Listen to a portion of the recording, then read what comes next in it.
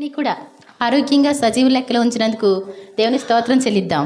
హల్లెలూయా, హల్లెలూయా. మరి సంతోషంగా ఉన్నవాళ్ళు మరి ఒకసారి దేవుని స్తోత్రం చెల్లిద్దాం. హల్లెలూయా. దేవుణ్ణి ఘనపరచడం ద్వారా దేవుని సన్నిధిలో ఉన్న సంతోషం మీకు ఎక్కడ ఉంటుందండి? ఏమండి, దేవుణ్ణి స్తుతించడం, ఆరాధించడం ద్వారా అంతకంటే సంతోషం ఇంకో చోట ఉండదు. కానీ మాకు మంచి పాటలు వినిపిస్తే వస్తావా అనుకుంటారు. నిజమే, మంచి పాటలు ఉంటే కదలరు. ఒక మాదిరి పాడుతూ ఉంటే అందరికీ కొంచెం కష్టంగానే ఉంటుంది. మంచి మెసేజ్ పెడితే మెసేజ్ చెప్తే అందరికీ ఇష్టంగా ఉంటుంది. అవునే కదా?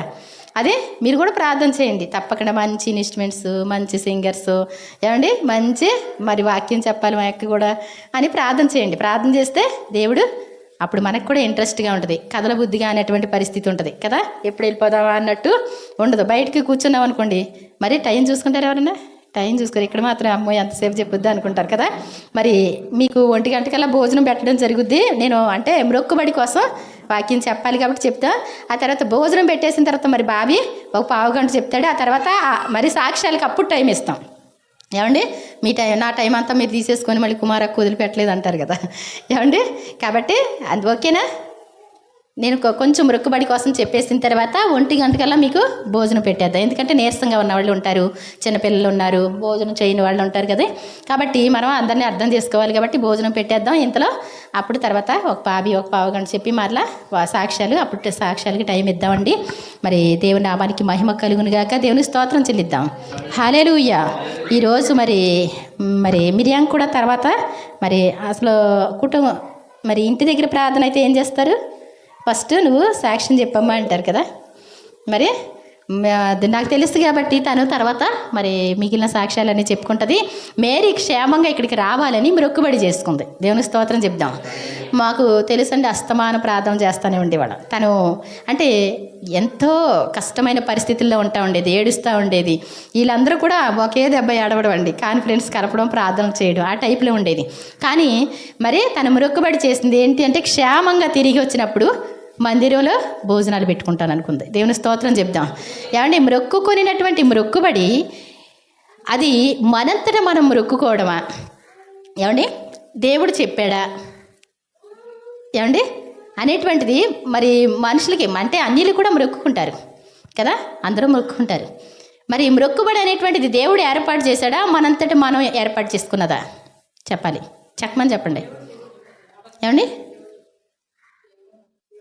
దేవుడు చెప్పారు. దేవుని స్తోత్రం చెప్దాం.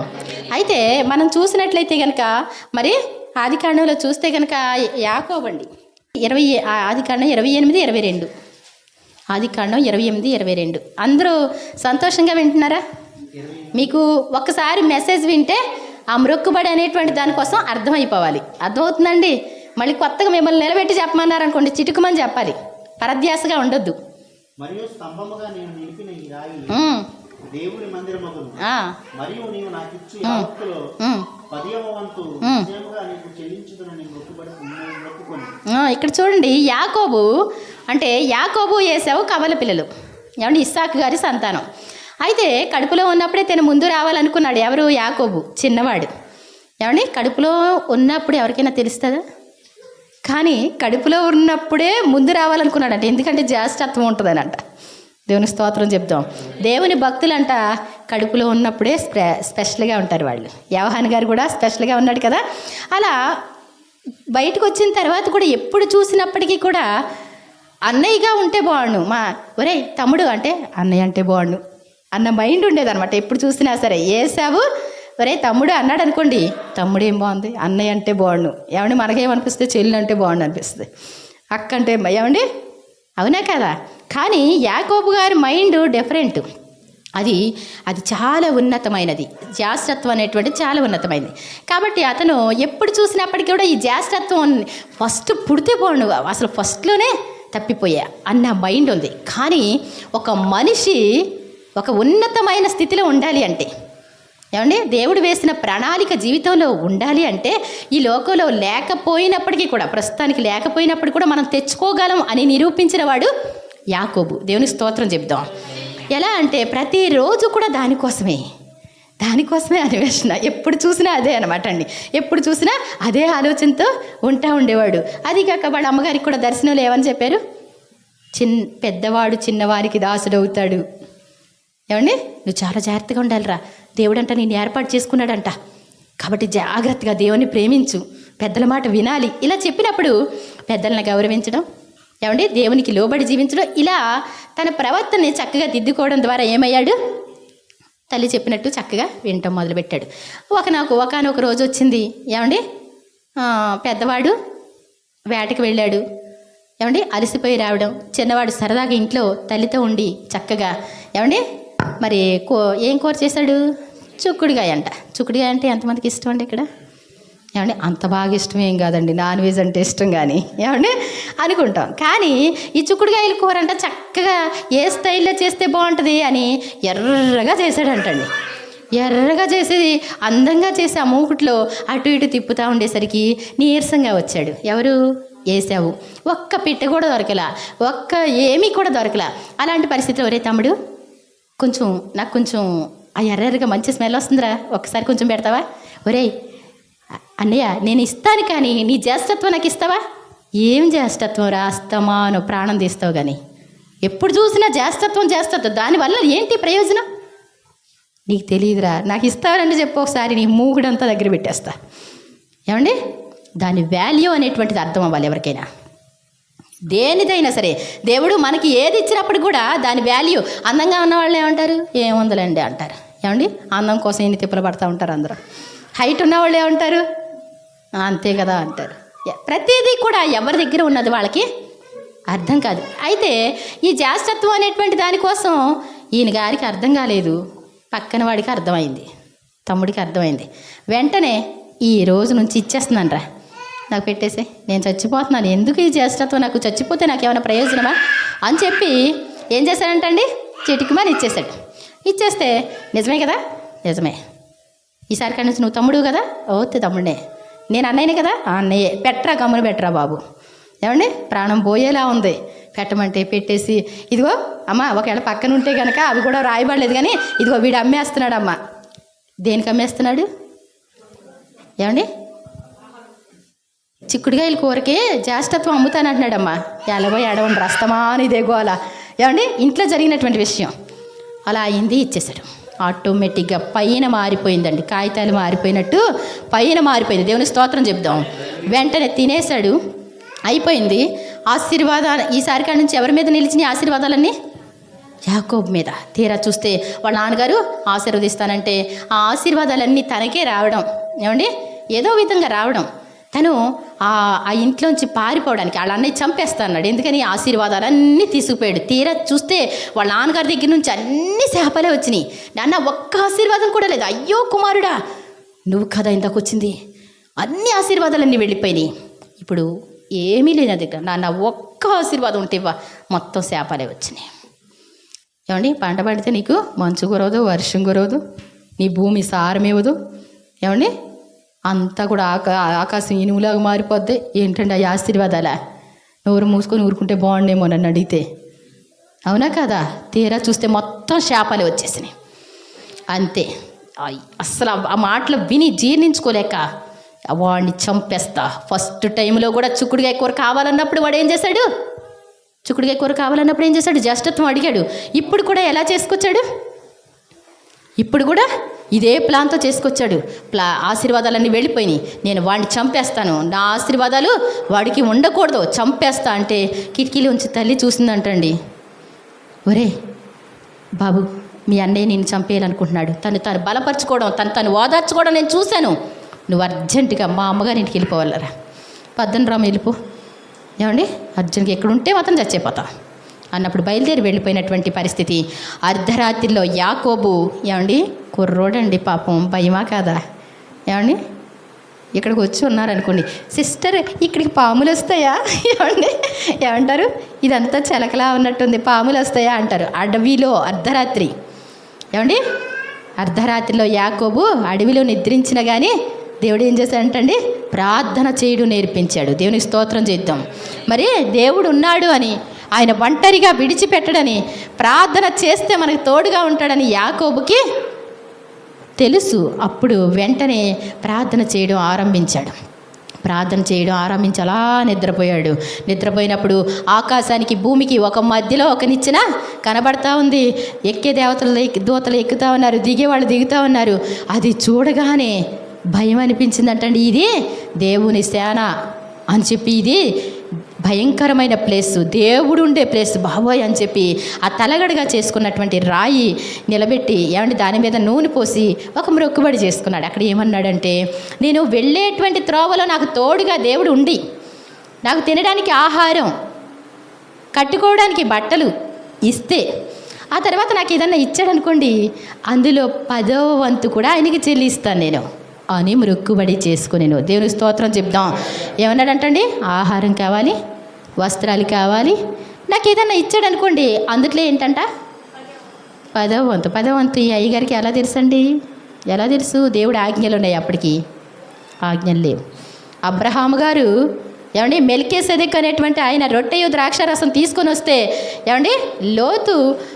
లోతుని పట్టుకుపోయినటువంటి వాళ్ళని విడిపించి లోతు యొక్క ఆస్తి అంతా తీసుకొచ్చినప్పుడు మెల్కీసెదెకు పరలోకం నుండి దిగి వచ్చంట రొట్టె ద్రాక్షారసం తీసుకొచ్చాడంటండి. ఆయన వచ్చి రొట్టె ద్రాక్షారసం ఇస్తే ఈయన 10వ వంతు అంతా కూడా శ్రేష్టమైన ఇచ్చి పంపించంట. తన మందలోకి పరిగెత్తి 10వ వంతు అంటే వాళ్ళకి లక్షలు ఉన్నాయండి. అన్ని గొర్రెలు కానీ గొడ్లు కానీ అంతా అన్నీ ఇచ్చి, బంగారాలు వెండిలు అన్నీ ఇచ్చి 10వ వంతు అంతా ఇచ్చి పంపించండి. మరి ఆయన ఎక్కడికి తీసుకెళ్ళాడు నాకు తెలియదు. ఆ రోజున వాళ్ళ తాతయ్య గారు చేసిన పని ఒకవేళ వాళ్ళ నాన్నగారు చేసి ఉంటారు. అందుకే ఈరోజు అయ్యగారికి కూడా కష్టంలో ఉన్నప్పుడు ఏది గుర్తొచ్చింది? 10వ వంతు. దేవునికి ఒక శ్రేష్టమైనటువంటి భాగం మనం తీసి ఇవ్వాలి అని. మనకి ప్రథమ ఫలం తీయాలని తెలుసు, తీస్తారండి? తీసుకురాగానే అమ్మో దేవునికి ఫస్ట్ తీయండి అంటారా? అన్నారా మీరు? దానిలే తీసుకురాగానే డబ్బులు చూడగానే అక్కడ ₹1,00,000 వచ్చినాయి, అమ్మో 10,000 తీయాలా అని కాదు. వాళ్ళు అప్పుగా తీసుకొచ్చాం కదా, మనం వాళ్ళకి కట్టాలి కదా. నువ్వు వాడుకున్నా, దేనికి వాడుకున్నావు? ఆ 1,00,000 తీసుకొచ్చావు, నువ్వు వాడేసుకున్నావు. వాడినప్పుడు కట్టావా? కట్టలేదు. ఇప్పుడు ఏం చేయాలి? మనం అప్పు కట్టాలి కదా, వద్దులే ఇచ్చి. కానీ వీళ్ళు ఏంటంటండి, ఒక చట్టం అప్పటికి రాలే, ఇప్పుడంటే చట్టం ఉంది. అప్పుడు మొక్కుకున్న తర్వాత అక్కడికి వెళ్ళిపోయాడు. వెళ్ళిపోయిన తర్వాత తనకి 2 భార్యలు, తర్వాత ఇంకా 2 ఉపపత్నులు, వాళ్ళు కూడా వాళ్ళ దాసీలు కూడా ఉన్నారు. 4 భార్యలు, 12 మంది కుమారులు, 1 కుమార్తె కలిగి పెద్ద ఆస్తిపరుడు అయిపోయిన తర్వాత దేవుడు మాట్లాడుతూ ఉన్నాడు. మీ మాంగారు చేసినటువంటి అన్యాయాన్ని నేను చూస్తూ ఉన్నా. బేతేలులో నీవు అప్పుడు లూజ్ అంటండి దాని పేరు, ఆ తలకడుచుగా చేసుకున్న రాయికి నూనె పోసి ఇది మందిరం అని పడద్ది అని చెప్పి బేతేలు అని పేరు పెట్టాడు. అది దేవుని మందిరం. అప్పుడు వరకు లూజ్ అంట ఆ ఊరి పేరు. దేవుడు బాగా ఆశీర్వదించిన తర్వాత గుర్తు చేస్తా ఉన్నాడు, నువ్వు మొక్కుబడి చేసుకున్నావు కదా, బేతేల్లో నీతో మాట్లాడిన దేవుడు నేనే అన్నాడు. నువ్వేమన్నావు? తిరిగి నా ఇంటికి, నా తండ్రి ఇంటికి వస్తే కనుక ఈ మొక్కుబడి చెల్లిస్తా అన్నావు కదా, నువ్వు నిన్ను తీసుకెళ్తున్నాను, ఇప్పుడు బయలుదేరు. అప్పటికప్పుడు బయలుదేరాడు. దేవుని స్తోత్రం చెప్దాం. దేవుడు మొక్కుబడి చేస్తే ఏం చేస్తాడండి? మొక్కుబడి చేస్తే ఏం చేస్తాడు? ప్రభువా నాకు ఒక పెద్ద ఉద్యోగం ఇస్తే డబల్ దాసం భాగం తీస్తా అన్నాడు అనుకోండి, సింగల్ కూడా తీస్తాను కూడా చాలా ఎక్కువే. ₹1,00,000 వచ్చింది, 10,000 అంటే మాటలు కాదు. పెద్ద ఉద్యోగం ఇస్తే కనుక ఒక 2,00,000 ఉద్యోగం ఇస్తే ఎంత? 40,000 తీస్తాను ప్రభు అన్నారు అనుకోండి, ఏమవుద్ది? 2,00,000కి 20,000 కదా.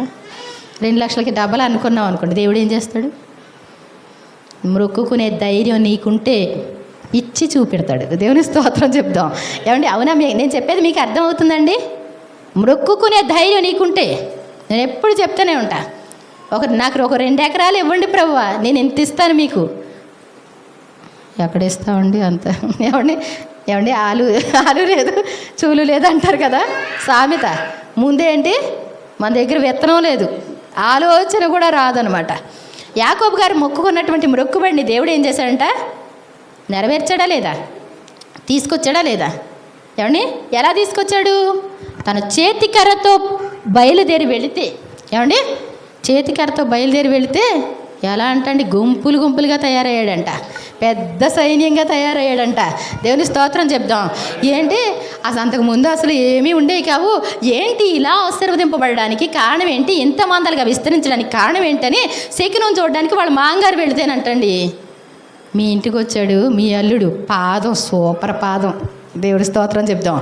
నేను అడుగు పెట్టిన చోటెల్లా నా పాదాన్ని దేవుడు ఏం చేశాడు?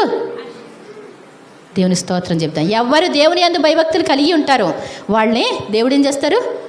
ఆశీర్వదిస్తారు. వాళ్ళు ముట్టుకుంటే ఆశీర్వాదం, వాళ్ళు అడుగు పెడితే ఆశీర్వాదం. ఎందుకని ఆశీర్వాదం? నేను కూడా అలాగే ఉండాలి ప్రభా, యాకోబులా చేయగలవా?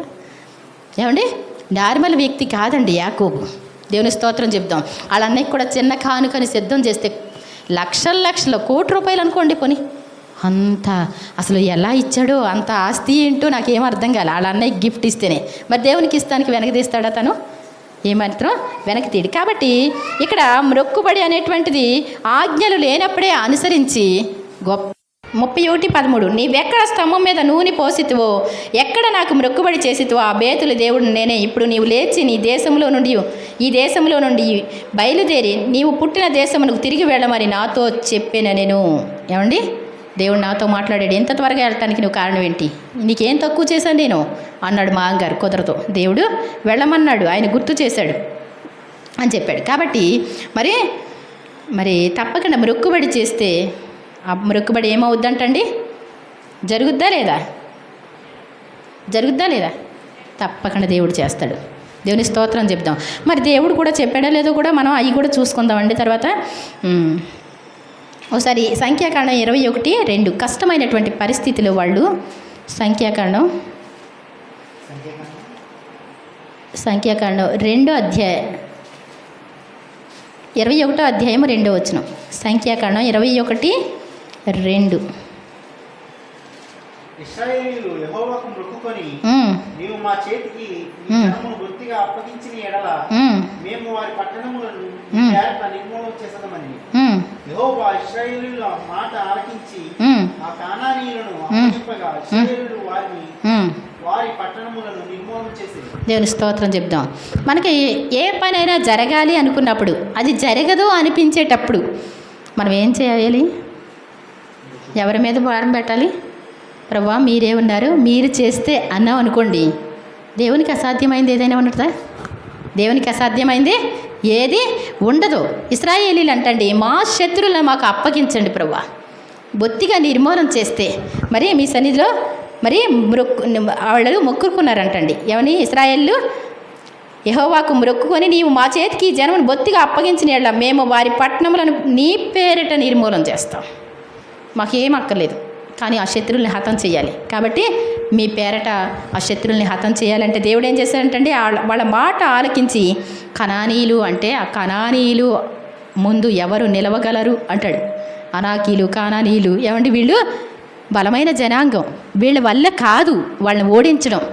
ఏమంటే చిన్న పట్టణాలు కాదండి, మనం మనకు తెలియదు కదా ఇవన్నీ కూడా. వాళ్ళని చూస్తే మనకు అర్థమవుతుంది. ఇశ్రాయేలీలే భారీగా ఉంటారు, వాళ్ళు ఎలా ఉంటారు? చాలా ఉన్నత దేహులు అంటాడు. వారి దృష్టికి మేము మిడతల్లాగా అంటారు. ఏమండి, ఇదేంట్రా బాబు మరుగుజ్జులు వచ్చారు అనుకున్నారంట వాళ్ళు. ఏమండి, అంత పెద్దవాళ్ళు అనమాట అండి. ఆ కనానీయుల్ని మాకు అప్పగిస్తే కనుక నీ పేరట మేము హతం చేస్తాను ప్రభు అంటే ఏం చేశాడంటండి దేవుడు? ఎక్కడైతే దేవుని నామానికి మహిమ కలుగుతుందో, ఎక్కడైతే దేవుణ్ణి ముందుగా పెడతారో వాళ్ళ జీవితంలో గొప్ప వాళ్ళు అవుతారు ఎవరైనా. దేవుని స్తోత్రం చెప్దాం. హల్లెలూయా. అలాగేనండి, ద్వితీయోపదేశకాండం 23:21 ఒకవేళ మొక్కుకుంటాం కదండి. ఏమండి, మొక్కుకున్నాం అక్కర్లా.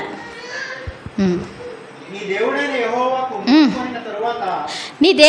యెహోవాకు మొక్కుకున్న తర్వాత గబుకుని వచ్చేసింది. ఏమండి, ప్రాణం పోయే పరిస్థితిలో ఉంది.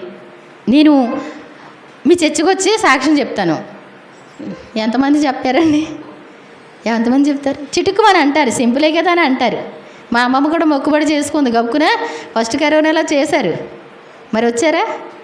రావడం కుదరలే వాళ్ళకి. ఏమండి, తప్పకుండా మనం ఏం చేయాలి? అనకూడదు. అందుకే అంటే అమ్మ ఒక్కసారి ప్రార్థన చేయవా, నేను మీ చర్చకు వస్తాను అంటారు. ఆ మాట రాకుండా ఉంటే బాగుండు అనుకుంటాను నేను. ఏమంటే ఏదైనప్పటికి కూడా మనం ఏం చేయాలి? సుగుణకళ ఆయన గారు కూడా, వినోదాల మాంగారు అప్పుడు తర్వాత ఒకసారి రావడం జరిగిందిలేండి.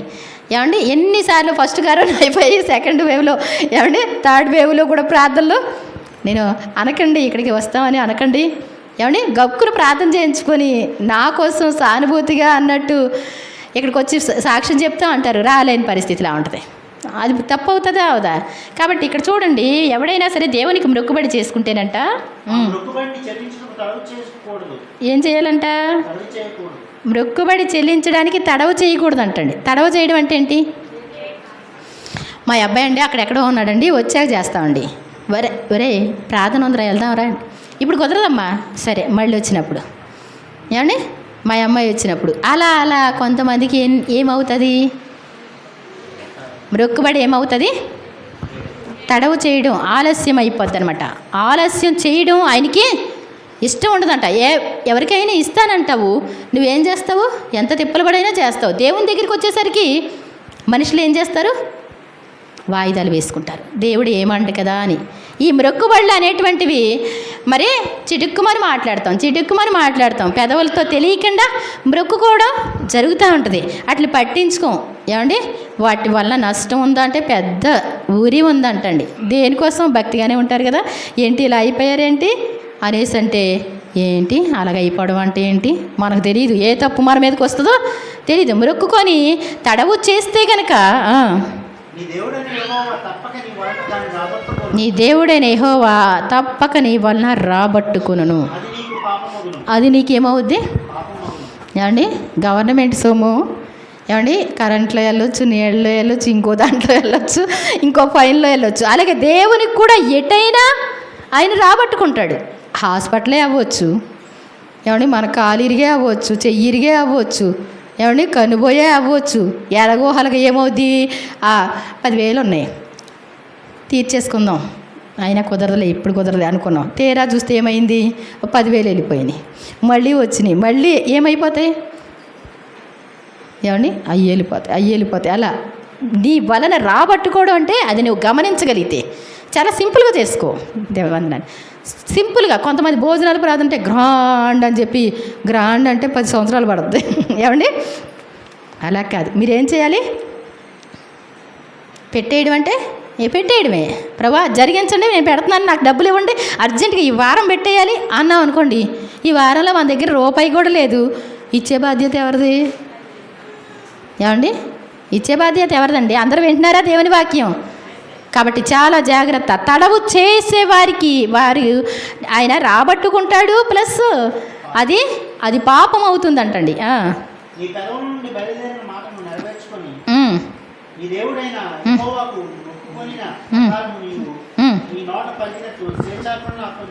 ఇక్కడ ఏంటంటే నీ పెదవుల నుండి బయలుదేరినటువంటి మాటను నెరవేర్చి, నువ్వు అది నేను చెప్పింది కాదు, నువ్వంతటా నువ్వే అనుకున్నావు.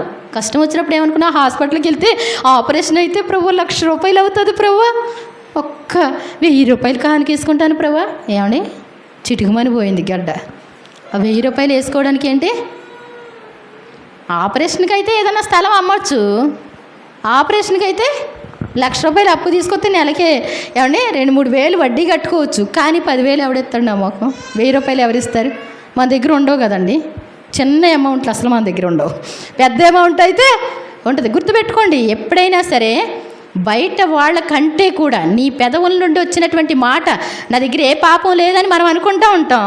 ఇలాంటివి కూడా ఏమవుతుందంట? ఒక మనిషికి ఏమవుద్ది? అది నీకు తప్పు అవుతుందంట. అది నీకు పాపమగును. ఏమంటే తప్పంటే తప్పన్నా పాపమన్నా ఒకటే, కానీ పాపం అంటే ప్రాయశ్చిత్తం అయితేనే కానీ కుదరదు అనమాట. కాబట్టి నేను ఎవడు మొక్కుకోమన్నాడు? వచ్చిందనుకోండి, పేకల కాడికి వచ్చిందనుకోండి, నోరు మూసుకొని ఊరుకోండి, పేకని ఇలా నొక్కేసి ఊరుకోండి. ఏమండి పోతే పోయింది. హాస్పిటల్కి 1,00,000 రూపాయలు కట్టేయచ్చు మొక్కుకొని, అది కట్టలేమనిపిస్తే హాస్పిటల్కి కట్టుకోవచ్చు. కానీ మొక్కు కొనకుండటం వలన నీకు ప్రయోజనం అంట. నువ్వు మొక్కు కొనకపోతే ఆ పాపం నీకు ఉండదు కదా అన్నాడు. అంటే దేవుని దగ్గరికి వచ్చి, ప్రభువా నేనేమీ ఇవ్వలేను, నాకు ఈ సహాయం చేసి పెట్టండి, నీ సన్నిధికి వెళ్ళి అక్కడ చిన్నగా నిలబడి సాక్ష్యం చెప్పుకుతాను. బాగుంది కదండి? ఏమండి మందంతా సింపుల్ హాయిగా ఉంటుందా లేదా? అవునా కదా? కాస్తంత లేదు అంటే ఒక 7 పర్లోక ప్రార్థన చెప్పుకుంటాను ప్రభువా, ఏమండి అబ్బా ఇది భలే ఈజీగా ఉంది, ఎక్కడ కూర్చున్నా చెప్పచ్చు. అంటే ప్రజలందరూ ఎదుట మొక్కుబళ్ళు కూడా చెల్లించేవి ఉంటాయి అనమాట అండి. అర్థమవుతుందండి? కాబట్టి నీవు కష్టంలో ఉన్నప్పుడు నీ పెదవులతో పలికినటువంటి మాట అదేమవుద్దో తెలుసా?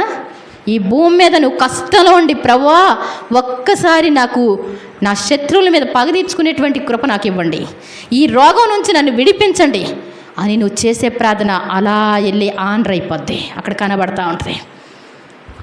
వెంటనే వెళ్ళండి, దేవదూతలకు చెప్తారు, వాళ్ళు వచ్చేస్తారు, అంత చెక్క పెడతారు. చెక్క పెట్టేస్తారా? అవును చెక్క పెట్టేస్తాం. ఏమండి ఏమైపోయింది? ఆ ప్రార్థన అక్కడ కనపడద్ది, జరిగిపోయింది కనపడద్ది, కానీ నీ ఆన్సర్ మాత్రం కనబడదు. ఎన్నాళ్ళ వరకు అది చూస్తూ ఉంటాడు. అక్కడ లెక్కలు వచ్చేస్తాయి. మన పేరు కొడితే అప్పు ఎంత ఉంది అంటే కొత్త లోను కావాలంటే పాత లోను బయట పెట్టాలి. ఏమండి అవునా కదా? మీకు కొత్త లోను కావాలని వెళ్ళారు, మీకు ఏమన్నా అప్పులు ఉన్నాయండి, పాత బాకీలు ఏమైనా ఉన్నాయండి అడగరండి. ఇప్పుడు మరి కొత్త ప్రార్థన చేస్తే కొత్త ప్రార్థన నో అంటది. ఎందుకని? పాత బాకీ కట్టలేదు. అవునా కదా? ఇవన్నీ గుర్తుపెట్టుకోండి. మీ కార్యాలు ఎందుకు జరగట్లేదు అనేటువంటిది నువ్వు చేసి మొక్కుకొని ఏమండి అది తీర్చకుండా ఉండడం ద్వారా ఇంకొకసారి రావట్లేదు, జరగట్లేదు అనమాట. కాబట్టి లేకపోతే నీ ప్రార్థనకి చిటుక్కుమని వింటాడు దేవుడు. చాలన్నా అక్కడ ఒకసారి. కాబట్టి మొక్కుకోనకు ఉండడమే మేలు, పాపం వచ్చేలా ఉండే బదులు ఏం చేయాలి? మనం మొక్కుకుంటే ఆశీర్వాదమే, మొక్కుకుంటే పెద్ద ఆశీర్వాదాలు వస్తాయి. కానీ ఆ మొక్కుబడి ఎలా ఉంటుందో తెలుసండి? దేవుణ్ణి 1,00,000 రూపాయలు అడిగారు అనుకోండి, అందులో 1,000 రూపాయలు మొక్కుబడి. ఇది పెద్దదా అండి నన్ను అడిగితే? ఏమండి మనుషులు ఎందుకని బాధపడతారు? మరి బయట వాళ్ళకి ఇవ్వడానికి అయితే ఎంతైనా ఇస్తారు. ఏమండి ఎస్ఐ గారికి ఇవ్వడానికి, సిఐ గారికి ఇవ్వడానికి కట్టలు తీసుకొచ్చి చక్కగా పెడతారు. ఎవడన్నా లాయర్ ఉంటే ఏం చేస్తారు? ఎంత అడిగితే అంత ఇస్తాం. వాడు చేశాడు ఆ పని, నా మొహం చేశాడు, నేను ఎన్నో చూస్తూనే ఉంటాను. అలాంటి 10,000 తీసుకురండి, 30,000 తీసుకురండి, దీనికి గట్టాలి. ఎన్ని సంవత్సరాలు అయింది? 5 సంవత్సరాలు, 6 సంవత్సరాలు, 7 సంవత్సరాలు. పని కదిలిందా? కాదలతో. ఏమండి వీళ్ళకి అయితే ఏం చేస్తాం? మనం చిటుక్కుమని కడతాం. కానీ దేవునికి ఎందుకో ఏమండి దేవుడు చెప్పిందన్న మనం ఇవ్వలేని పరిస్థితిలో ఉంటాము, ఆశీర్వాదాలు రావు. అందుకోసమే ప్రథమ ఫలం ఇవ్వండి, 10వ వంతు ఇవ్వండి, స్వేచ్ఛార్పణలు ఇవ్వండి. ఏమండి విశ్రాంతి దినాల్లో, పండగల్లో ఏంటి ప్రత్యేక కానుకలు ఇచ్చుకోండి అని ఎందుకు చెప్పాడు? మనల్ని ఆశీర్వదించడం కోసం చెప్పాడు. చెప్పినప్పటికి కూడా ఏమా కొంచెం మంచినీళ్ళు ఇవ్వండి అంటేనే ఇవ్వకపోతే ఆ కూర్చుంటే ఇస్తారండి? అడిగినప్పుడు ఇవ్వనోళ్ళు కూర్చుంటే ఇస్తారా? అందుకే అడిగాడు ఆయన, ఇది అన్నీ చేసుకోండి అప్పుడు మిమ్మల్ని ఆశీర్వదిస్తాను అని చెప్పి. తర్వాత చూడండి మరి న్యాయాధిపతుల గ్రంథం 11వ అధ్యాయము 39వ వచనం ఒకసారి చూద్దాం.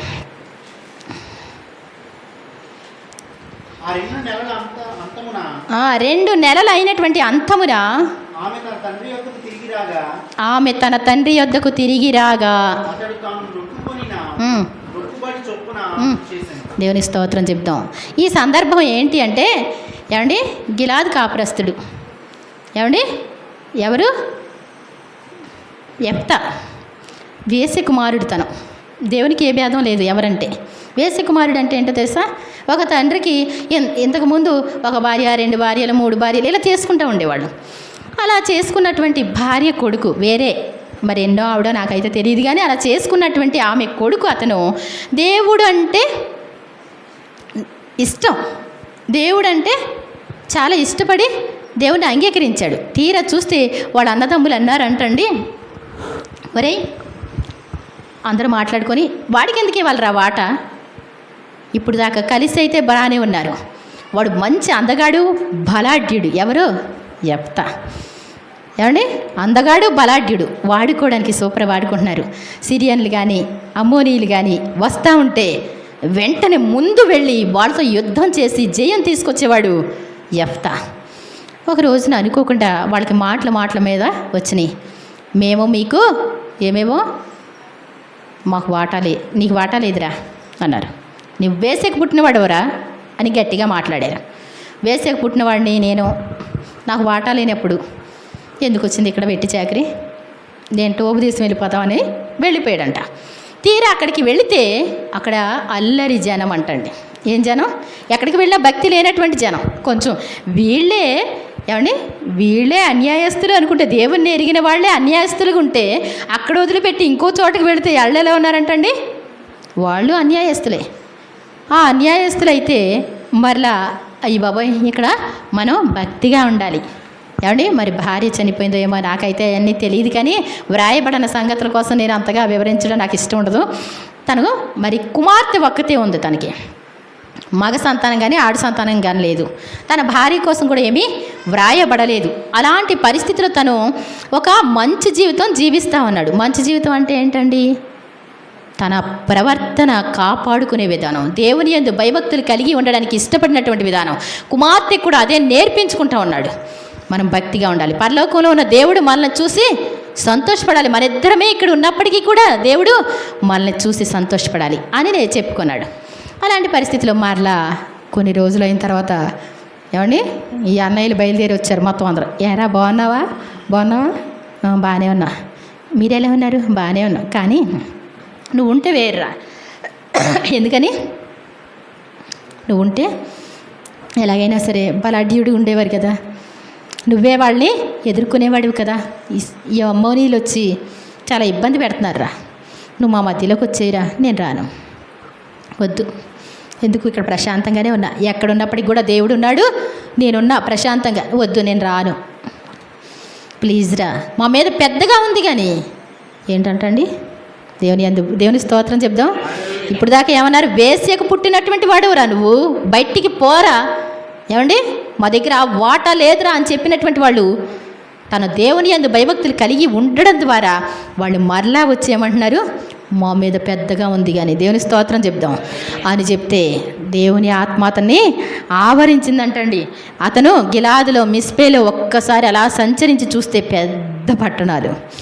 ప్రభువా, యెహోవా ఆత్మ తన మీదకు బలంగా దిగి వచ్చింది. అయినా ఏంటి నీకు పెద్ద పట్టణాలు, అయితే నేనున్నా నీకు తోడు అన్నాడు. అలా ఒక్కసారి చూసి, ప్రభువా, అమ్మోనీయులు నా చేతికి అప్పగించి ఆ 10 పట్టణాలను నిశ్శేషంగా హతం చేస్తే గనక, తను కాదండి, దేవుని ఆత్మ చేత ప్రేరేపింపబడి చెప్తున్నటువంటి మాట, ఆ 10 పట్టణాలని నేను నిశ్శేషంగా హతం చేసి తిరిగి వస్తూ ఉంటే నా ఇంటి ద్వారం నుండి ఏది బయటకు వస్తుందో అది నీకు ప్రతిష్ఠితమవుద్ది. మరి అదే నీకు దహన బలిగా కూడా అర్పిస్తాను. ఏమన్నాడు?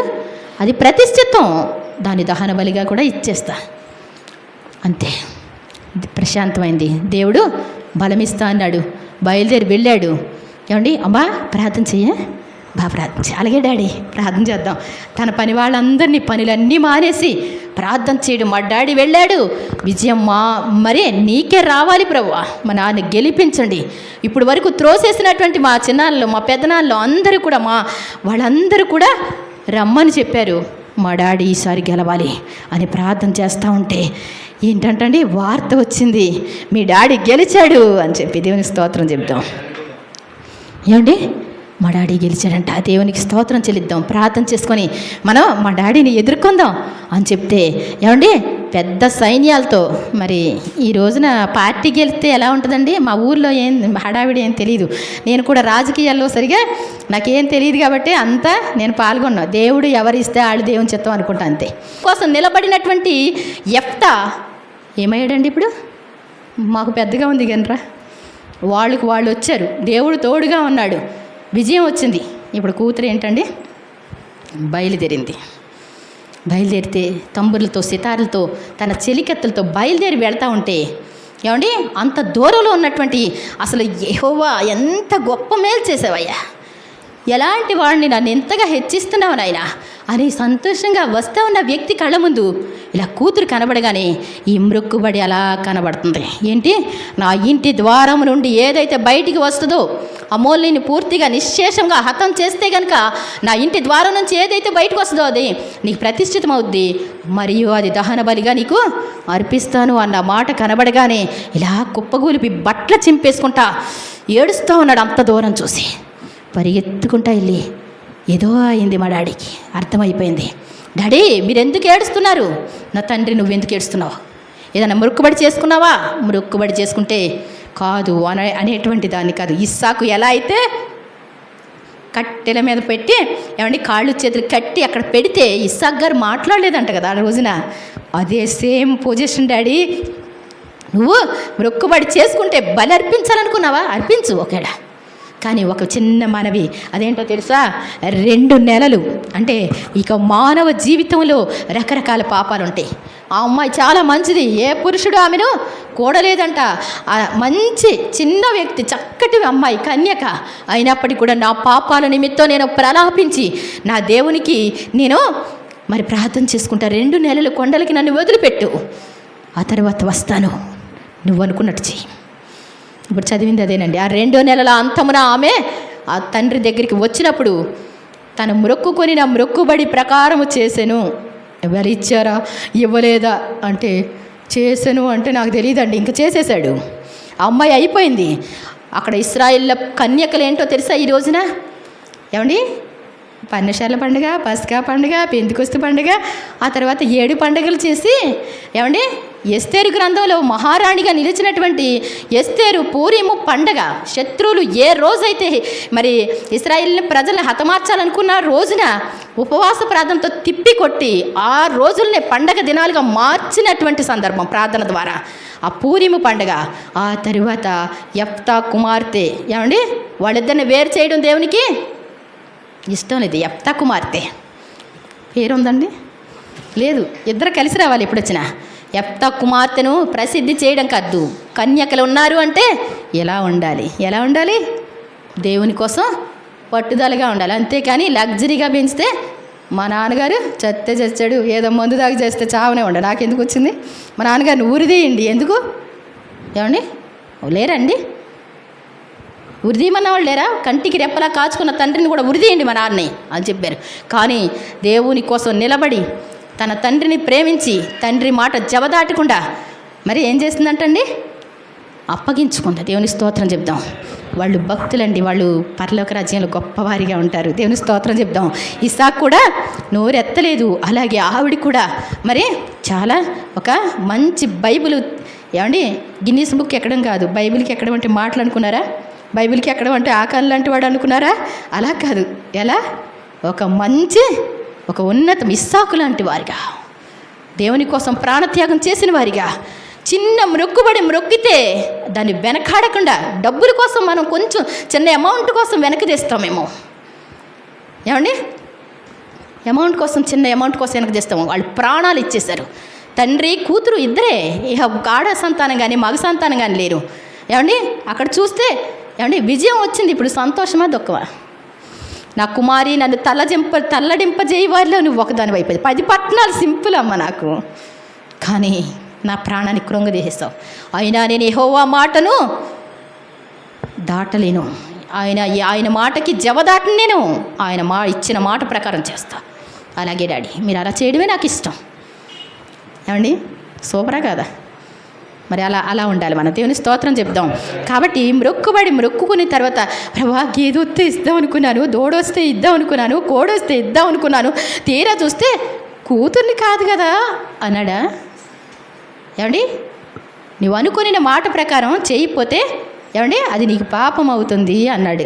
కాబట్టి ఇక్కడ మరి ఆ 2 నెలల అంతమున వచ్చింది, ఆ విధంగా జరిగింది. చాలా మరి సంతోషం. దేవుని స్తోత్రం చెప్దాం. హల్లెలూయా. మొదటి సమూయేలు గ్రంథం 1:11.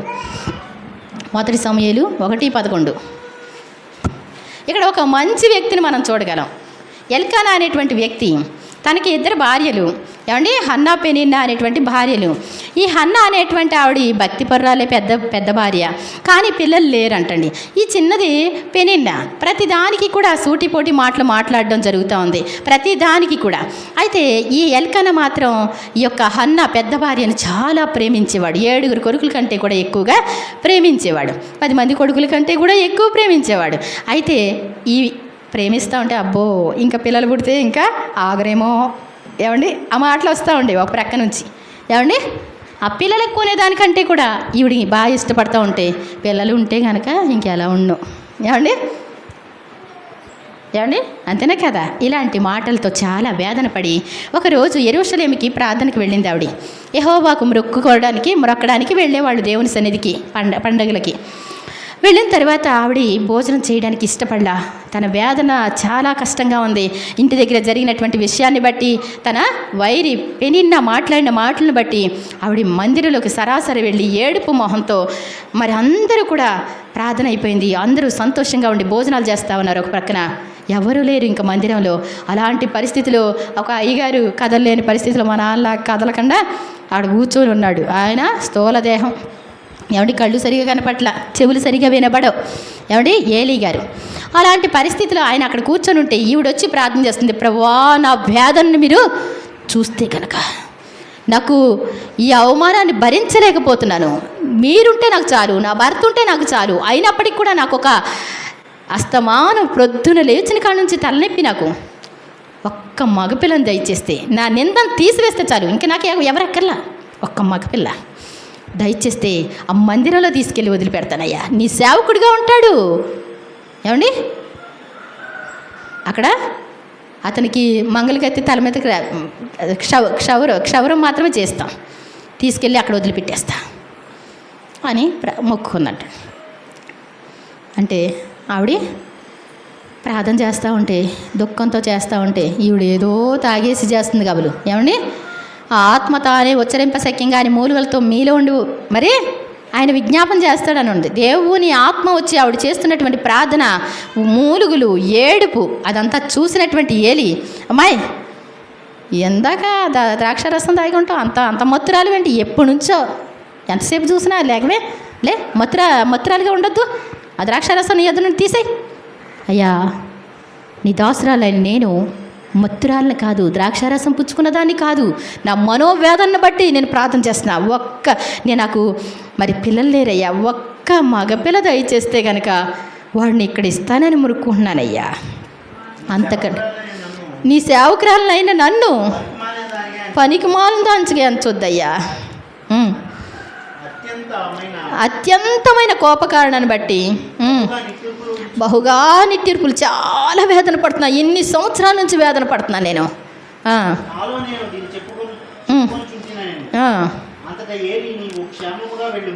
ఏలి అంటాడు, క్షేమంగా వెళ్ళు. ఆమేన్, దేవుని స్తోత్రం చెప్దాం. ఇశ్రాయేళ్ల దేవునితో నువ్వు చేసుకున్న మనవి ఆయన నీకు దయచేస్తాడు, వెళ్ళు అన్నాడు. సంతోషంగా వెళ్ళిందండి. ఇంటికి వెళ్ళిన తర్వాత ఆవిడ సంతోషంగా ఉంది. ఇంకంతే, బాధ అంతా పోయింది. నేను చేసిన ప్రార్థన, నేను ప్రార్థన చేస్తా ఉండిగా మా అయ్యగారు కూడా ఏమన్నారు, నువ్వు ఇశ్రాయేల్ దేవునికి పెట్టుకున్నటువంటి మొర విన్నాడైనా ఆ మనవి నీకు దయచేస్తాడన్నాడు, తప్పకుండా దేవుడు నాకు దయచేస్తాడని నమ్మేసింది. ఏమైపోయిందండి, దుఃఖముఖం వీడిందంటండి.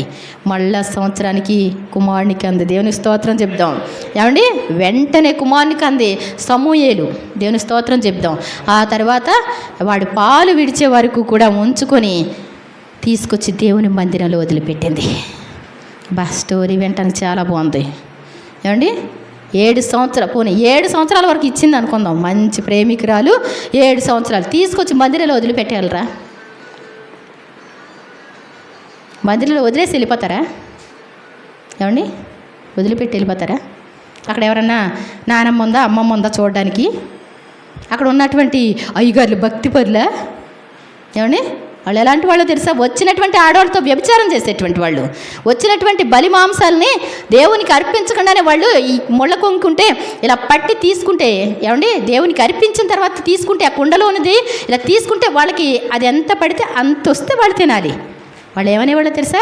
బలి అర్పించకముందు వచ్చి, దేవునికి అవన్నీ దహించకముందే వచ్చి, ఒకసారి అయ్యగారేమన్నారు ముళ్ళ కొంకి పట్రా అయ్యా, ఒకసారి దేవునికి ముందు దహనం చేసిన తర్వాత ఏమంటావా, ఇస్తావా తీసుకోమంటావా బలవంతంగా అనేవాళ్ళు. అందరికీ కూడా బలి అర్పించడం కూడా మొక్కుబడి చేసుకోవడం అసహ్యమైపోయినటువంటి మందిరంగా షిలోహ్ మందిరం మారిపోయింది. అక్కడ దేవుడు లేడు. అక్కడ ఒక్కళ్ళు కూడా ఆయన మనకు ప్రార్థన చేసేవాళ్ళు ఒక్కళ్ళు కనపట్ల, గద్దించేవాడు ఒక్కడు లేడు.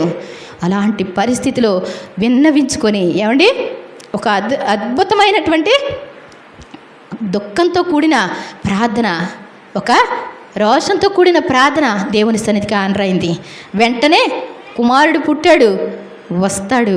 ఎన్ని రోజులకు వస్తాడండి? మరి 5 సంవత్సరాలకు వదిలిపెట్టిందో 7 సంవత్సరాలకు వదిలిపెట్టిందో నాకు తెలియదు.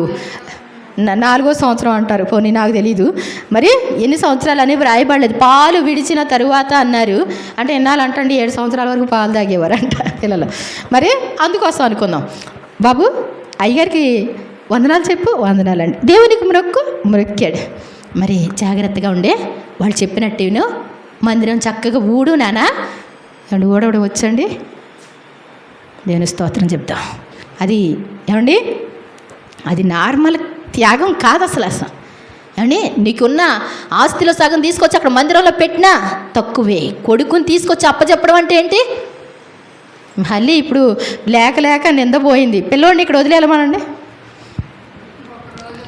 హన్నాలాగా నీకు ఇచ్చాడు దేవుడు. ఏమండి, నేను పెంచుతా సూపర్గా. ఏమండి, అక్కడ ఎవరు పెంచేవాళ్ళు లేరు, అయినా కానీ వదిలిపెట్టి వెళ్ళిపోయింది. ఏమండి, మొక్కుకుంటే దేవుడు ఏం చేస్తాడు?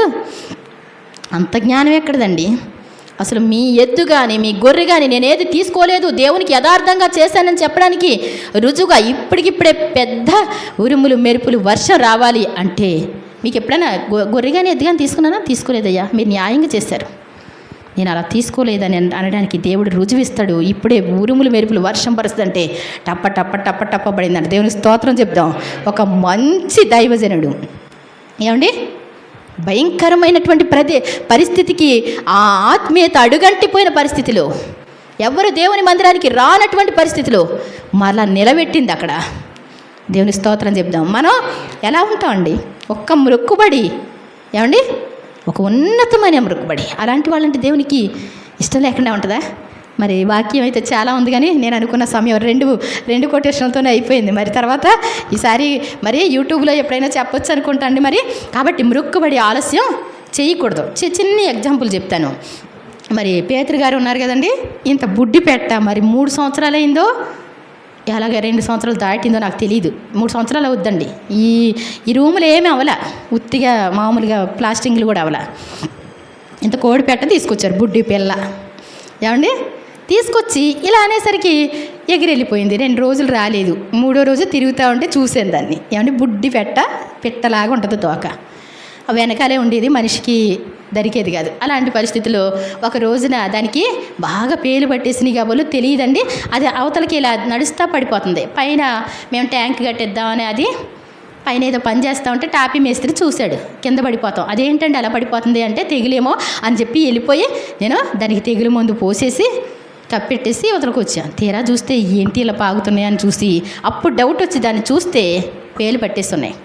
చూస్తే చెప్తే నెంబరు ఇసుక పోస్తే ఎలా ఉంటాయి అలా ఉన్నాయి. అంటే దానికి ఇష్టమైన ప్లేస్లో అదే కూర్చునేది, ఇంకా మనిషికి వచ్చేది కాదు. అలాంటి పరిస్థితులు నేను గబగబా దాన్ని ఏం చేశానంటే ఒక 3 బకెట్ల నిండా కూడా గమేషన్ వాటర్ కలిపేసి టప్ప ముంచేయడం లేపడం ప్రార్థన చేసి దాన్ని ఒక చోట పెట్టి, ప్రభువా అన్ని దయ్యాలు పెట్టిన వ్యక్తినైనా నువ్వు రక్షించగలవు అనటానికి ఈ కోడి పెట్ట బ్రతకాలి అని ప్రార్థన చేశా. ఆ టైంలో ప్రార్థన చేసాం. వెళ్ళిపోయామండి, జీలిమీలు వెళ్ళిపోయాం, ఇక్కడికి రాలేదు. ఇంకా వెళ్ళిపోయిన తర్వాత 3వ రోజు వచ్చిన తర్వాత పెట్టేలా ఉందో అని చూస్తే అప్పుడు దాకా గురక తీసింది. ఏమండి అలాగే కోమలా ఉండేవి. 3వ రోజున చక్కగా చూసి పైకి చూసి దూకి ఉరికిందండి. ఉరికిన తర్వాత ఇంకా మనుషులతో కొంచెం సంబంధం పెట్టుకుంది. ఏమండి మనుషులతో సంబంధం పెట్టుకుంది. అది పిల్లల్ని ఇచ్చామనుకోండి, వేరే వాటి పిల్లల్ని ఇచ్చినా ఒక 15 పిల్లలైనా 16 పిల్లలైనా ఏమండి చక్కగా పెంచేసుకుంటుంది. 2 నెలలే పెంచుద్ది, మళ్ళీ వదిలేస్తే మళ్ళీ గుడ్లు పెట్టేస్తా. అలాగా రాత్రి నిజంగా మొన్న మధ్యాహ్నం ఇలా చూస్తే గుడ్డు పెట్టడానికని వచ్చింది. అది బుడ్డి పెట్టండి, మీరు చిన్నవి తీసేయండి అంటారు అందరూ. నాకు చిన్నవి కూడా తీయడానికి ఇష్టం ఉండదు, నమ్మకంగా చేస్తాయి పని. అయితే సరేలే అనుకున్నా. తీరా చూస్తే అది పేతురు గారు పెట్ట చనిపోయిందంటే అన్నా నేను గట్టిగా. ఏమంటే 10 పెట్టెలు కానీ 10 పుంజులైనా ఇస్తా మామూలుగా. అది చచ్చిపోయిందంటే ఏంటో తెలియదు, పీకేసినట్టు అయిపోతుంది నాకు. ఏమండి అస్సలు ఇష్టం అవట్లా మనసుకి. అది తట్టు శరీరం అంతా చచ్చిపడిపోయినంత పరిస్థితి వచ్చింది నాకైతే. ఎందుకో తెలుసా, చిటుక్కుమని పెంచుకుంటుంది పిల్లల్ని, దేనితో దెబ్బలాడదో చూసుకుంటుంది, దాని పనులు అది చూసుకుంటుంది, చక్కగా వచ్చేస్తాయి. ఒకవేళ ఏ పందికొక్కులు వచ్చినా ఎలకలు వచ్చినా సిగ్నల్ వేస్తుంది, పరిగెత్తుకుంటూ బయటికి తీసుకొస్తుంది పిల్లల్ని. ఎప్పుడు పిల్లల్ని పోగొట్టుకోలే, నమ్మకంగా చేసుకుంది. నాకు అనిపించింది కనీసం మన దగ్గరికి వచ్చి చేయలేదు, అది నాతో ఏం చెప్పలేదు. అది ఒక మనిషి కంటే ఎక్కువ బంధం దాంతో ఉందని నాకు అర్థం కాల. అది చనిపోయిందంటే చాలా బాధ అనిపించింది. సరు అసలు అది ఒక రకంగా అయిపోతుంది సరు. ఏమండి అంటే ఓలే దానికి పిల్లలు ఉంటాయి కదా, ఆ పిల్లల్లో ఏదన్నా అలా వస్తుంది, దాని పిల్ల అంటావేంటి, అది కావాలంటుంటే. ఏమండి నాకు వేరే అని కాదు, ఒక కోడి పెట్ట దేంతో దెబ్బలాడకుండా దాని పని అది చూసేసుకుంటా వెళ్ళిపోతూ ఉంటే ఎప్పుడు వచ్చి ఇక్కడే ఎక్కేదండి పాపం. బియ్యం గిన్ని పెట్టేదాన్ని, అందుట్లో ఎక్కేసి పెట్టేసి వెళ్ళేది. ఈసారే దాని రూట్ మార్చుకుంది. అది ఏం చేసిందంటే ఒక బస్తా ఏదో ఉంది రద్దు ముక్కలది, అందుట్లో దూరేసినట్టు ఉంది. అస్తమాన అదే ఆలోచన రాత్రి అంతా. మరి ఏ గేదె తొక్కిందో ఏం చేసిందో నాకు తెలియదు, కానీ గుడ్డు కూడా బయటకు వచ్చింది. అసలు అది తట్టుకోలేకపోయే పరిస్థితి. అర్థమవుతుందా? నాకు అనిపించింది, ఓహో మన రూట్లో మనకు అప్పగింపబడినటువంటి పని జాగ్రత్తగా చేసుకుంటూ వెళ్ళిపోతే ఎవరు సంతోషపడతారు? దేవుడు అంత సంతోషపడతాడు. నీకు ఇవ్వబడినటువంటి పని ఎలా చేయాలి నువ్వు? నేను పెద్ద పుంజులైన మామూలుగా ఇస్తాం కదా, అంటే కొన్ని అన్నీ నేను అందుకే ఎక్కువ అమ్మనండి, మనస్సు ఉంటుంది వాటి మీద. కాబట్టి ఈ అమ్మాయికి అమ్మదో అంటూ ఉంటారు అందరూ కూడా. అయినప్పటికి కూడా ఇప్పుడు పాస్టర్లు వచ్చారు మొన్న, ఒక ఆరు టక్ తీసేసి ఇచ్చేసాం. ఏదోట్లే పరిచయం లేకుండా ఉంటే అవి కూడా ఎక్కడెక్కడో ఎక్కుతూ ఉంటాయి. వాటి పరిచయం లేకుండా ఉంటే నిన్ను ఏమండి నీకు ప్రతిగా మనుషుల్ని అప్పగిస్తాను, నీకు ప్రతిగా దేశాలను అప్పగిస్తాను. నీవు నా దృష్టికి ప్రియుడవైనందున ఘనుడవైతే ఒక్క మంచి పని నీలో ఉంటే, దేవుని కోసం అనేటువంటివి నీలో ఉంటే ఎక్కడికి వెళ్ళినా దేవుడు ఏం చేస్తాడు? తోడుగా ఉంటాడు. గుర్తుపెట్టుకోవాలి, నమ్మకంగా చేయాలి. ఆ పెట్ట చిన్నదే ఏమండి, దానికి ఎంత స్టోరీయా, అది కూడా ఒక మంచి గెలుచుకుంది. ఏమండి అవునా కదా? నిజంగా చాలా సంతోషం అనిపించింది. బుడ్డిదైనా అన్నీ తీసేయండి అంటారు అందరూ, కానీ నిజంగా దాన్ని ఇంత ఇష్టపడ్డానని కూడా తెలియదు. చూస్తూ ఉంటా దాని పని అది చేసుకుంటుంది, భలే వచ్చేస్తుందని ఎంతో సంతోషం అనిపిస్తుంది. కానీ రాత్రి ఎంత వేదన అయిపోయినట్టు అనిపించిందో, బాధ అనిపించింది చాలా. కాబట్టి ఏంటంటే నీ పనులు నువ్వు యథార్థంగా చేసుకుంటూ వెళ్ళిపోతే, దేవుని యందు నువ్వు భయభక్తులు కలిగి దేవునికి భయపడతా ఉంటే దేవుడు ఏం చేస్తాడు? నీ మీద మనసు పెట్టుకుంటాడు. నేనైతే కాపాడలేకపోయాను ప్రభా, నీ యందు భయభక్తులు కలిగి ఉంటే కనుక మీరు ఏం చేస్తారు? నీ దూతను కాపుదలకి ఇస్తారు. మీరైతే ఇలా పోనేవారు కదా. నేను అదే నమ్మకంగా చేసుకున్నా, నేను కాపాడలేకపోయాను. అవునా కదా? దేవుడు అలా చెప్తాడండి. నీ దేవుని యందు భయభక్తులు ఉంటే దేవుడు ఏం చేస్తాడు? ఆయన కాపాడతాడు. మరి వచ్చే వారం ఈ వాక్యాన్ని కంటిన్యూ చేస్తాను. మరి ఎక్కువైతే ఇంకా అంటే చాలా మంచి వాక్యాలు ఉన్నాయి ఇంకా కూడా. మరి ఈ మొక్కుకొని తర్వాత లేట్ చేయకూడదు. ఒకవేళ మొక్కుబడి నీకు వచ్చిందా, దాన్ని ఏం చేయాలి? నువ్వు వెంటనే తీర్చాలి. కష్టమైనా సరే తీర్చేస్తే మాత్రం ఆశీర్వాదాలు మరలా వెంటనే వస్తాయి. లేదు అంటే భక్తిహీనులు ఎందు ఆయనకి ఇష్టం లేదు అంట. భక్తిహీనులు అంటే ఎవరు? మొక్కుకున్న తర్వాత చెల్లించకుండా ఉన్నవాళ్ళే. కాబట్టి మరి భోజనానికి టైం ఇచ్చిన తర్వాత మరి బాబీ పరిశుద్ధుడైన పరమ తండ్రి, మీ ఘనమైన నామానికి వందనాలు ప్రభువా. ఎంతవరకు నీ భక్తులు ఆయన మీరు చెప్పిన మాటను అనుసరించినటువంటి వాళ్ళు, మేము మొక్కుకున్నటువంటి వాళ్ళు చేసినటువంటి వాళ్ళ తీర్మానాలు, వారు చూపినటువంటి నాయన కృతజ్ఞత నాయన, అదెంతో మీ నామాన్ని మహిమపరిచింది. మేము కూడా అలా ఉండడానికి సహాయం చేయండి. ఒకవేళ మొక్కుకొని మర్చిపోయామేమో మమ్మల్ని క్షమించండి నాయన. మేము ఒకవేళ విశేషమైన మొక్కుబడి చేసినటువంటి వారిగా ఉండి విశేషమైన ఆశీర్వాదాలు పొందుకున్న నాయన యాకోబు గారిలాగా, నాయన యెఫ్తా గారిలాగా, నాయన అలాగే హన్నాలాగా మేము కూడా అలాంటి మంచి పనులు చేసిన వారిగా దేవుని ప్రజలందరి ముందు సాక్షులుగా మేము అంటే ఒక సాక్ష్యం కలిగి జీవించడానికి మీరే నన్ను మమ్మల్ని సిద్ధం చేయమని ఈరోజు మొక్కుబడి ప్రార్థన చెల్లించుకున్నటువంటి నీ కుమార్తె వారి కుటుంబాన్ని యేసు నామములో నీ కుమార్తెగా దీవిస్తున్నా, మీరు దీవించండి. నేను ఆశీర్వదిస్తున్నా, మీరు ఆశీర్వదించమని ప్రార్థిస్తున్నాం. వారి పొరపాట్లుంటే తప్పులుంటే క్షమించమని ప్రార్థిస్తున్నాం. ఇది మొదలుకొని ఆశీర్వాదం, దీవెన, ఐశ్వర్యం వారికి అనుగ్రహింపబడునుగా అని ప్రార్థిస్తూ ఈ ప్రార్థనకు వచ్చినటువంటి నీ బిడ్డలందరికీ కూడా క్షేమం విస్తరించునుగా అని ప్రార్థిస్తూ యేసు ప్రభువారి దివ్యనామమున